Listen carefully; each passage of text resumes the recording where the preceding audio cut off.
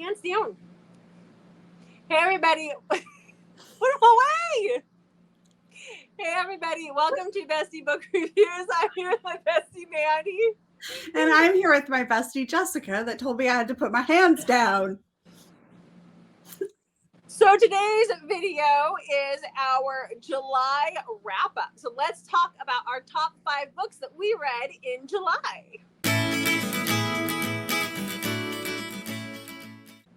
But first, make sure you hit that subscribe button because we're doing our Road to 1K giveaway and you don't want to miss out. When we hit 500, we're giving away the Cinch Sack Dark Reader Romance, Twisted Love, as well as lots of fun goodies in here, like really cool stuff, like this notebook.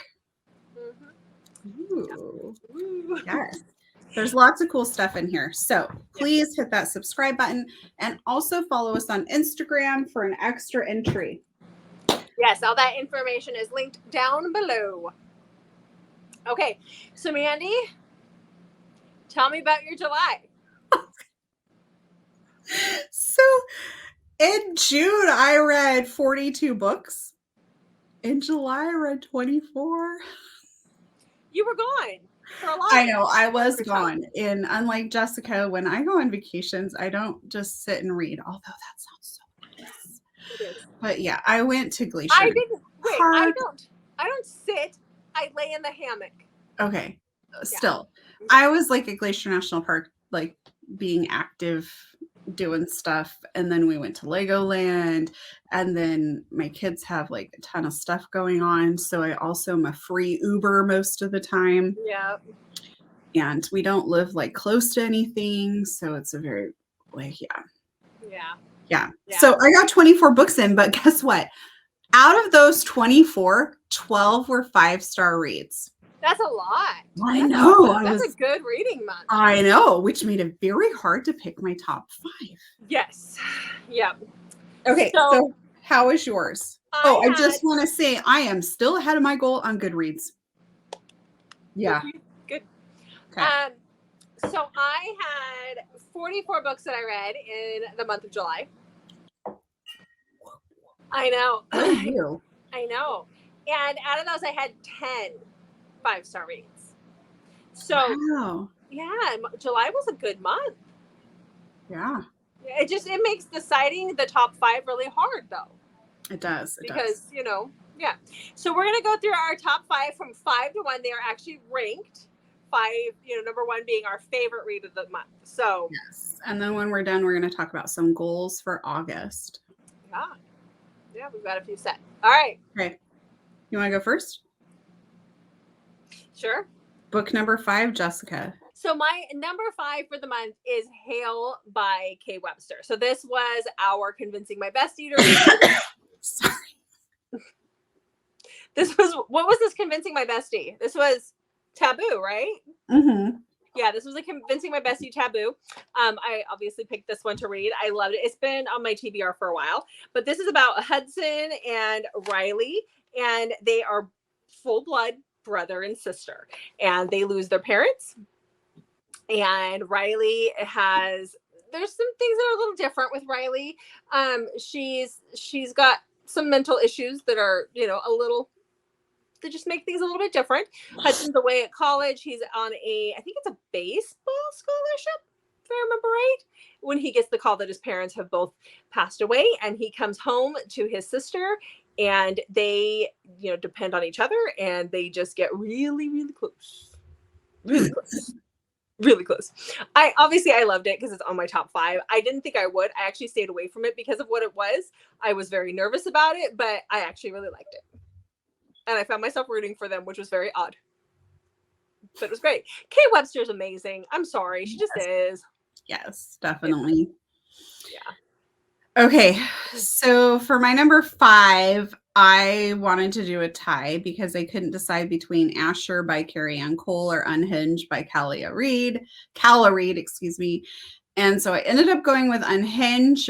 But like, if you ask me in a couple of days, I might be like, no, it should have been. So I really wish Jessica would have let me do a tie, but she wouldn't because she didn't ask to do a tie. Don't blame me. So Okay. I just wanted to give Asher by Carrie Ann Cole honorable mention. All right. Okay, so my number 5 is Unhinged by Calla Reed. It is number 2 in the Fairfax series. You don't really need to read Fairfax number 1 to get this book, but in Fairfax number 1, we do meet Victoria, who carries around baby Evelyn, but we know that baby Evelyn's actually a doll. We know this based on the first book. So this is Victoria's story, and we kind of find out a little bit more about what has happened. Wes and Sinclair, I didn't say Fairfax, in case you didn't know, is a psych ward, like mental hospital. So everything is from Victoria's perspective. And so we you just don't know. Like, she's in the mental ward. She's carrying around a plastic doll and pretending it's her actual baby. She feeds the baby diapers. She talks about the baby crying and all sorts of things. So when she's telling us that her husband, Wes, comes to visit her, this guy named Sinclair that she doesn't know comes to visit, and she's missing chunks of her memory, we don't know what to believe because she's in the psych ward. There's a huge suspense, romantic mystery type suspense thing going on here too. It is really good.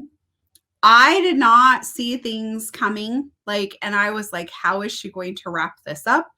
I was so invested in just reading along and kind of having heartbreak for Victoria that I wasn't even really jumping too far ahead of this is what I think is going to happen, because you're so caught up in what's happening right then and really feeling for Victoria. So I absolutely love this, but as if you've watched our channel, you know that Jessica and I don't think Calla Reed could do any wrong with her writing. So no.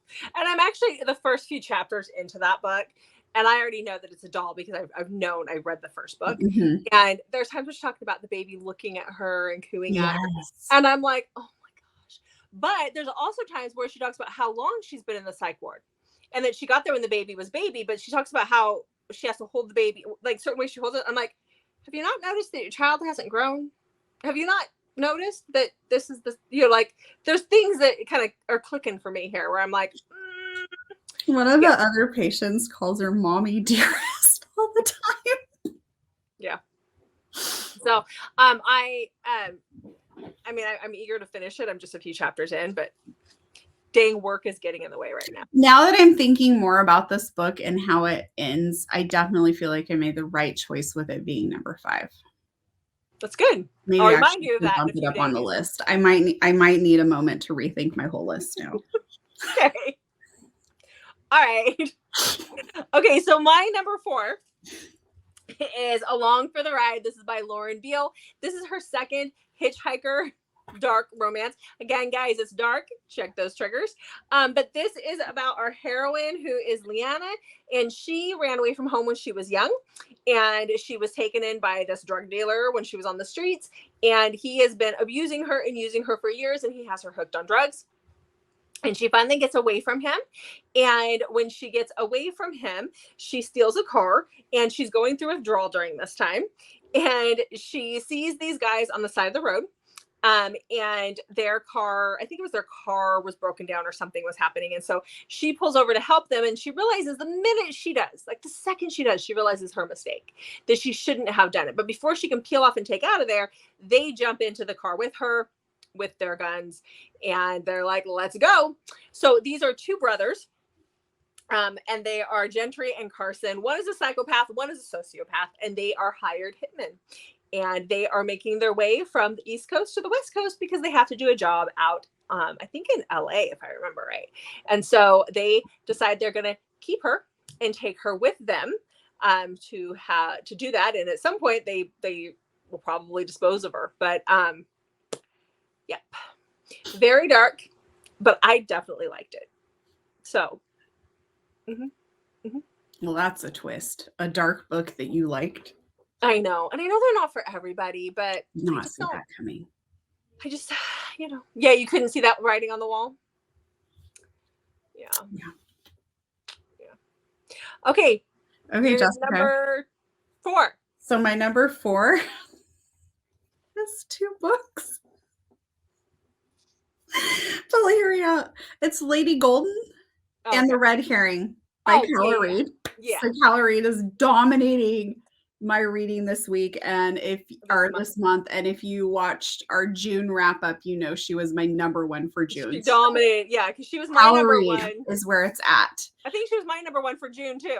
So you'll probably see more of her in August because when we talk about our goals, I'll bring that up. Yeah. Okay. So Lady Golden, I'll switch over to myself now, is number 2 in the Belgrave Dynasty.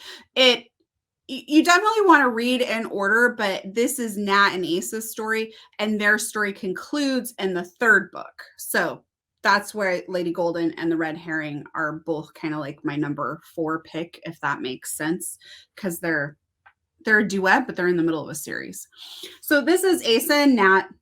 Asa is Natalie's brother's best friend. So she's grown up with him, and he's older than her, and she's like, from the time she had like, you know, an innocent little crush to like really like falling in love with him. They have been together in secret on and off, which the story goes back and forth between present and past. So you kind of build their whole relationship on through. Natalie gets married, which we don't really understand why she didn't like. Asa loves her. She loves Asa. Why were they not together? We don't know. We find that out eventually. But the Lady Golden starts with Natalie. Natalie's husband has passed away. And the book starts off with her getting on a train, showing up at the church and objecting to Asa getting married. Now, that alone is like an entire plot for a book, but that's just like a little tiny bit about what's going on here. There's so much happening in these 2 books. It is absolutely fantastic. I was hooked through the whole thing. I never felt bored.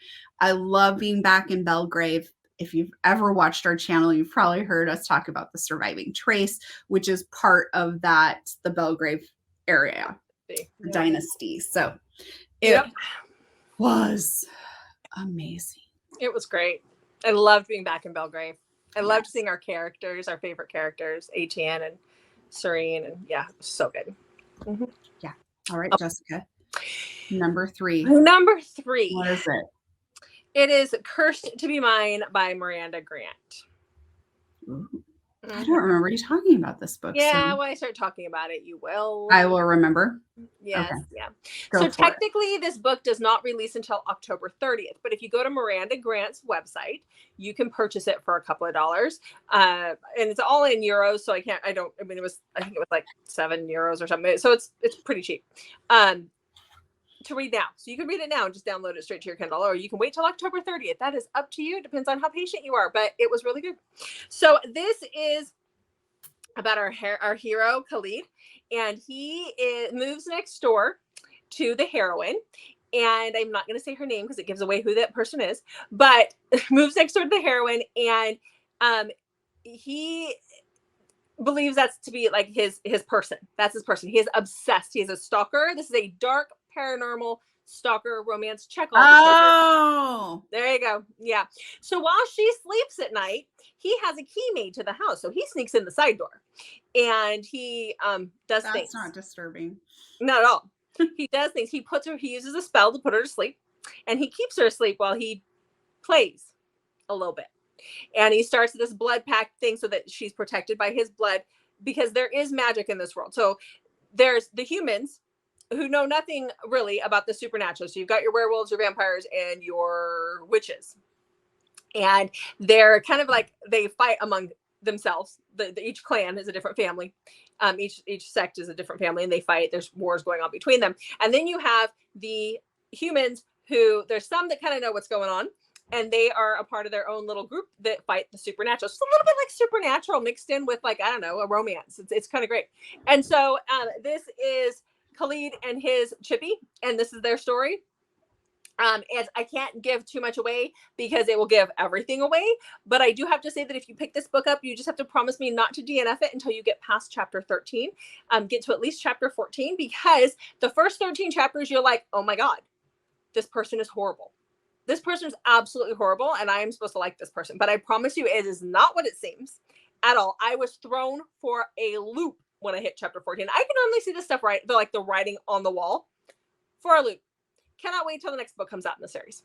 And it's not even my bag. Like, it's not even my thing. I don't normally go for this kind of thing. But I mean, like, I do some of it, but really it had a witch is one of the main characters, and that's not my thing. But this did it. I was all over it. It was great. Great. Hey, give me your number 3. Jessica, my number 3 is also 2 books. Because it was a duet. It's book 3 and 4 in the Boys of Tommen series. It's Saving 6 and Redeeming 6.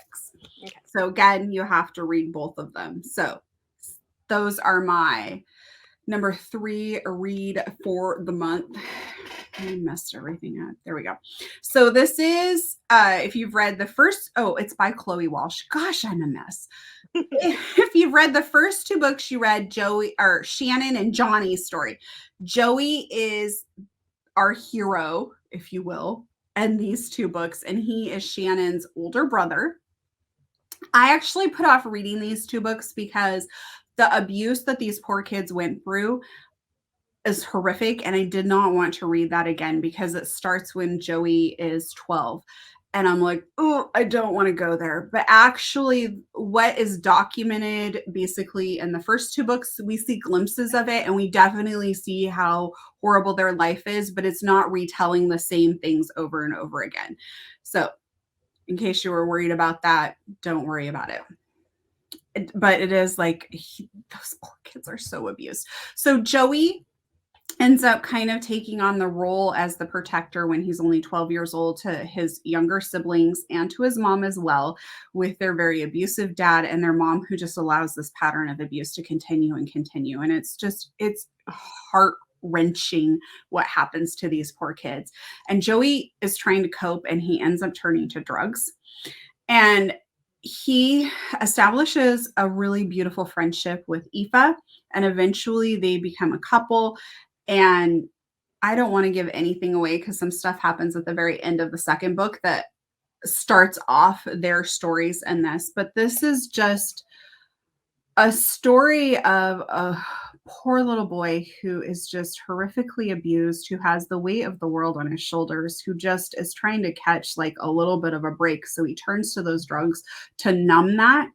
But yet he also loves Aoife so much that he's kind of at like war with like trying to take care of his family, trying to be there for Aoife, and just trying to make it himself. And so this was just, it was so good. I absolutely loved the whole series. And these 2 books were fantastic. Yeah. Okay. Hey. So my number 2 is Shallow River by H.D. Carlton. So I've mentioned this in a few videos that we've had out recently. Seriously? You've mentioned it in a few? Just like 3, maybe 4. Stop. You're obsessed with this book. You sure as heck haven't ran out to read it yet. So I guess I know. I need to, but now I'm like, what on earth could number 1 be? Oh, I think our number 1s are going to be the same. Oh, duh. Duh. Okay. Anyhow. Okay. So Shallow River by H.D. Carlton. So this is about River. She's had a pretty hard life. She's grown up on the wrong side of the tracks, but she's finally got her life together, and she is in college, and she meets this guy at college named Ryan. And at the time, Ryan has a girlfriend, but he soon breaks up with her. And the minute she finds out that Ryan is available, she is all over that. So he is this up and coming lawyer, and she is like, yeah, I'm going to get me that. So she goes and she gets herself that. And that is not what it seems. He is not as amazing as he seems. And he starts to abuse her in more ways than one. He's very violent with her. But she makes all the excuses, and she believes that he loves her. And this is it. Like, he's going to change every time. And she finds out right at the time that they get engaged, so a few years later, that he has a brother. Like, he takes her home to meet the family. way later than what should be appropriate. And she meets his brother, and his brother is, I want to say is it Miko? Um, it's a different name. But anyhow, she meets his brother, and he is a detective for the police department. And he has been, when he meets her, they don't get along very well in the beginning. And part of the reason is because he's trying to get her away from Ryan.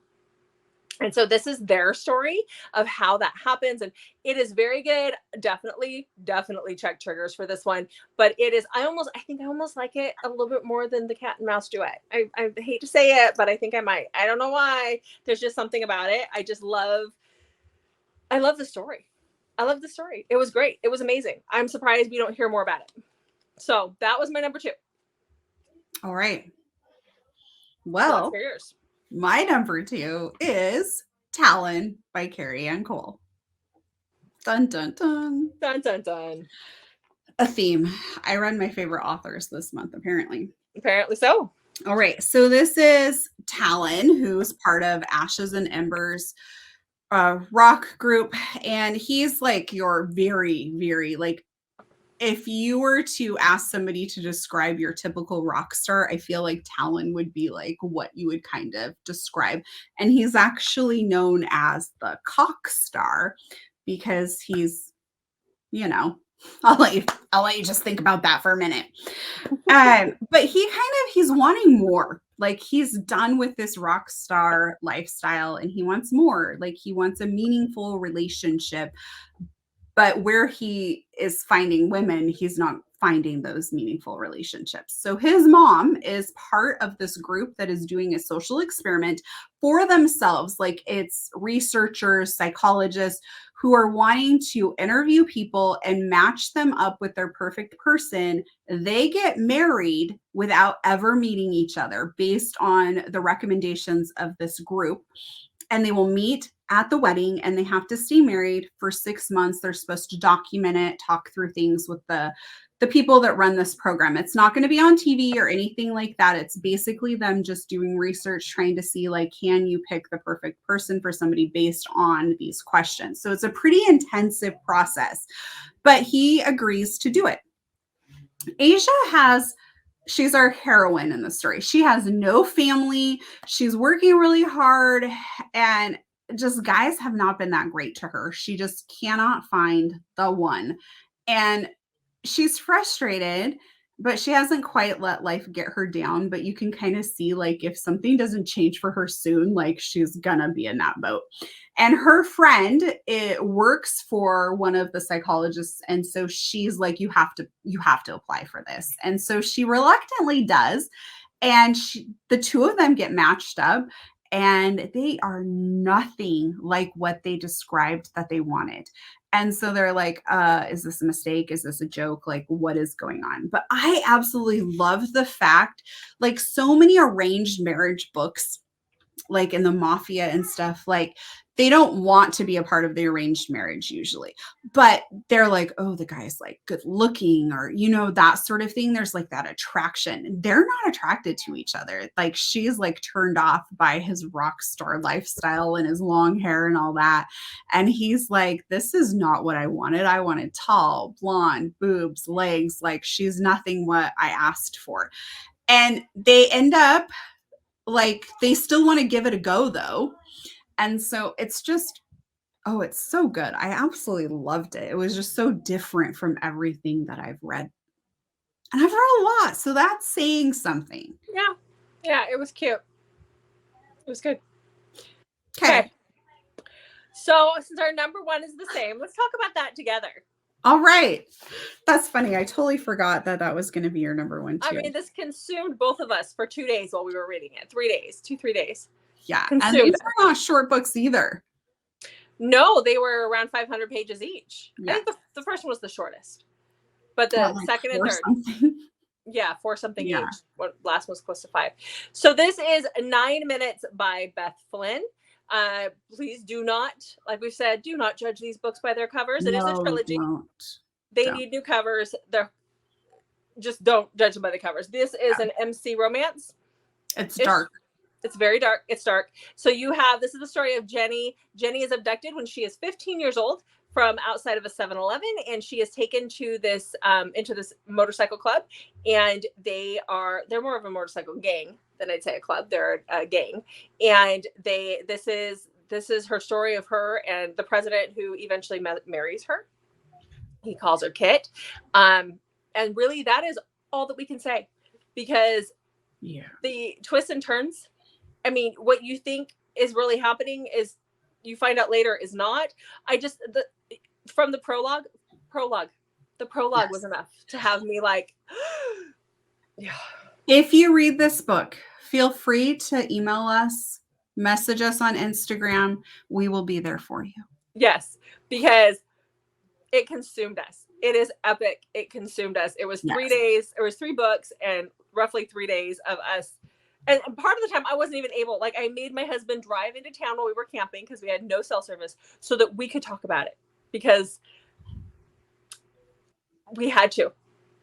Yes. It was just, you didn't know which way was up. And you didn't know, like with the author, like you're like, is she writing this to throw us off? Or is she writing this to give us a hint about what's happening? And we were dissecting every little bit of this book. That's the thing. It is not a quick, easy read because you really have to be paying attention to everything. And there was times where I'd be like, whoa, I need a minute to like just think about that. Yeah. To continue.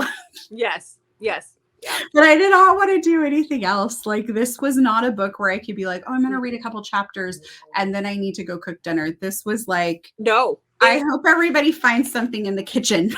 Yeah.